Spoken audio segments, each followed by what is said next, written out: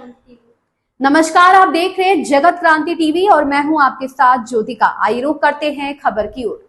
कल नीति आयोग की बैठक पर कांग्रेस नेता पवन खेड़ा का कहना है, जब पीएम मोदी पूरे चुनाव प्रचार के दौरान डबल इंजन सरकार की बात कर रहे थे तो हमने सोचा था कि वह चुनाव के बाद रुक जाएंगे, लेकिन बजट में भी उन्होंने दोनों राज्यों के लिए अपना खजाना खोल दिया जिस पर वे निर्भर हैं, चाहे वह नीतीश कुमार की पार्टी हो या एन चंद्रबाबू नायडू की पार्टी। राजस्थान और महाराष्ट्र को दंडित किया गया क्योंकि भाजपा को इन दोनों राज्यों में पर्याप्त सीटें नहीं मिली।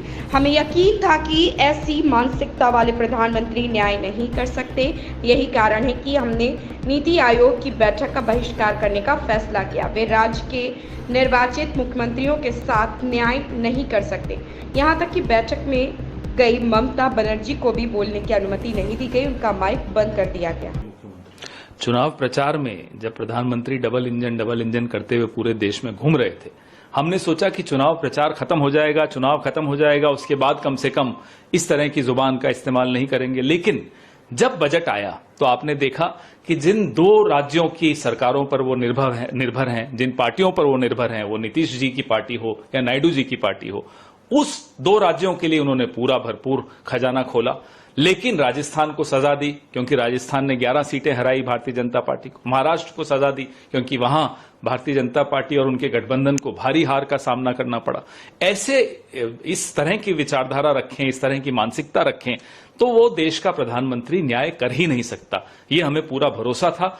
इसलिए हमने नीति आयोग की बैठक का भी बहिष्कार किया, क्योंकि आप चुने हुए मुख्यमंत्रियों का सम्मान तो करना बिल्कुल दूर की बात है, आप उनके साथ न्याय भी नहीं करते, आपकी नीतियों में कोई आप न्याय संगत नहीं हो पाते हो, इसलिए हमने उसका बहिष्कार किया था। आपने कल देखा ममता जी गई, उनको बोलने के लिए भी मुश्किल हो गई, माइक बंद कर देना या उनको मौका नहीं देना, प्लेटफॉर्म नहीं देना। इस तरह से फेडरल स्ट्रक्चर में सरकारें नहीं चल सकती। सर, लेकिन सत्ता पक्ष क्या है, पूरी सफाई गए और राजनीतिक इस बात को इस तरीके से ले रहे हैं कि इंडिया ब्लॉक में भी कहीं ना कहीं छेद है। देखिए, ममता बनर्जी चली गई, जब इंडिया ब्लॉक के बाकी लोग जा रहे हैं, ममता बनर्जी नहीं तो भी ममता बनर्जी वहां होके आती है, उसमें हिस्सा। तो इन्हें क्या शिकायत है कि ममता जी क्यों आई? अरे आपने बुलाया, हम में से कुछ लोगों ने सोचा कि चलिए एक मौका देते हैं, मौका दिया।